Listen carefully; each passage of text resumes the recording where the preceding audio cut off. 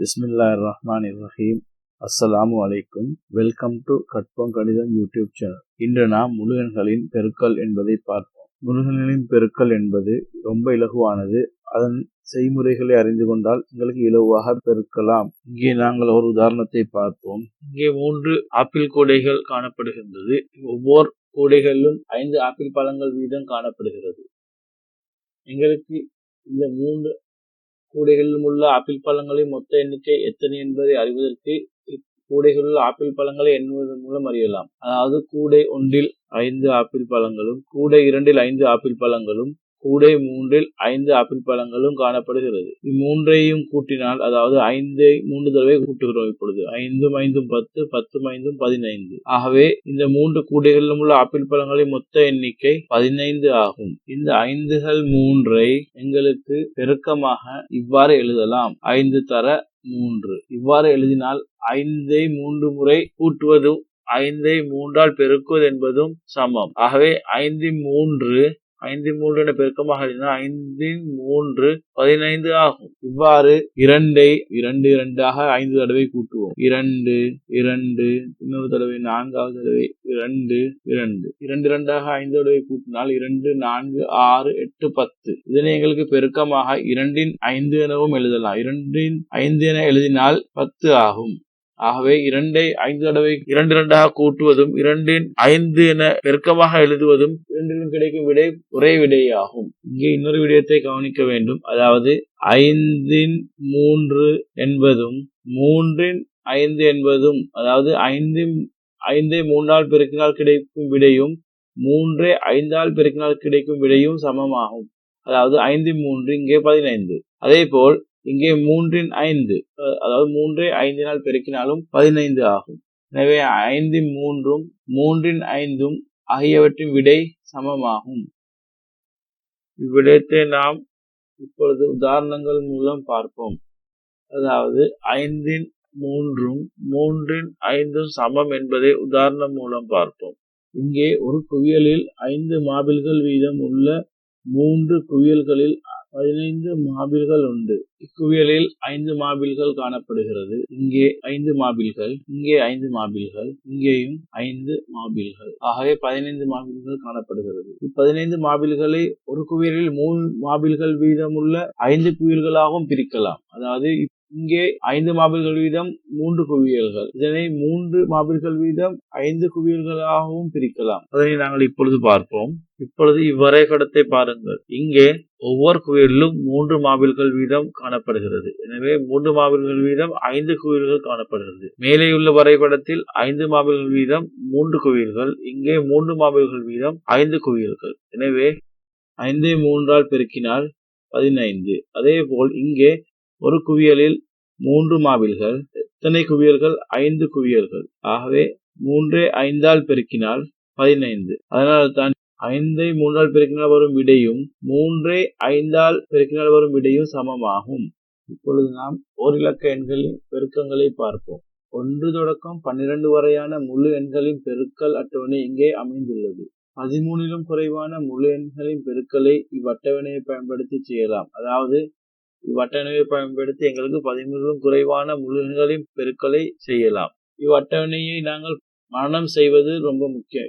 பெருக்கல் அட்டவணை மனனமாக இருந்தால் எங்களுக்கு இலகுவான முறையில் எண்களை பெருக்கலாம்.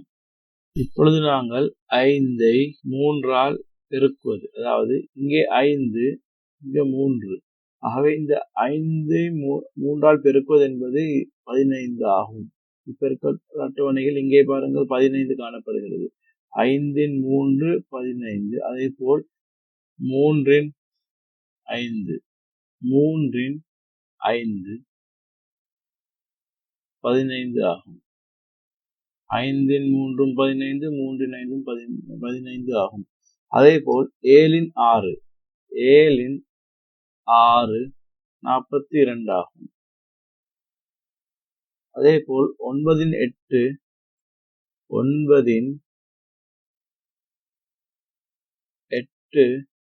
72 ஆகும். இவ்வாறுதான் பெருக்கல் அட்டவணையை பயன்படுத்துவது. இப்பெருக்கல் அட்டவணையை மனனம் செய்வது ரொம்ப முக்கியம். இதனை மனனம் செய்தால் இலகுவான முறையில் எண்களை பெருக்கலாம். ஆனால் எங்களுக்கு 34 தர 2 பெருமானத்தை, அதாவது இங்கே நான் ஒரு உதாரணத்தை எழுதுகிறேன். இப்பொழுது நாங்கள் 34 2 இதன் பெருமானத்தை இவ்வட்டவணையை பயன்படுத்தி நேரடியாக எழுத முடியாது. ஏனென்று சொன்னால் இங்கே 13 குறைவான முழு எண்களின் பெருக்கலை தான் இவ்வட்டவணையை பயன்படுத்தி செய்யலாம். அதற்கு மேலதிகமான உள்ள எண்களை எங்களுக்கு இவ்வட்டவணையை பயன்படுத்தி செய்ய முடியாது. இப்போது இவ்வாறான எண்களின் பெருக்கத்தை நாங்கள் காண்போம். 34 என்பதை 34 2 தடவை கூட்டுவதன் மூலம் பெறலாம். அதாவது 34 2 தடவை கூட்டினால் 68 ஆகும். இந்த 34 2 தடவை கூட்டுவதன் மூலம் கிடைத்த 68ஐ 34 உள்ள ஒன்றினடுத்து இலக்கத்தையும் 10 இலக்கத்தையும் வெவ்வேறாக 2 பெருக்குவதன் மூலமும் பெறலாம். அதாவது 34 உள்ள ஒன்றினடுத்து இலக்கம் 4ஐ ஒன்றினடுத்து இலக்கம் 4ஐ 2 பெருக்கினால் 8 ஒன்றுகள் கிடைக்கும்.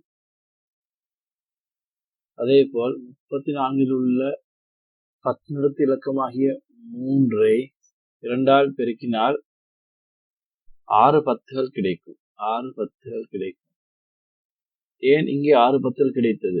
ஏனென்று சொன்னால் இந்த 3 அமைந்துள்ளது 10 இடத்தில், அதாவது 34 இந்த 3 10 இடத்தில் அமைந்துள்ளதால் இந்த 3 பெருக்கமாகி 2, அதாவது 3ஐ 2 பெருக்கினால் 6 10கள் கிடைக்கும். எனவே 8 ஒன்றுகளும் 6 10 6 10 என்பது 6 10கள் என்பது 60, 8 ஒன்றுகள் என்பது 8, ஆகவே 68 ஆகும்.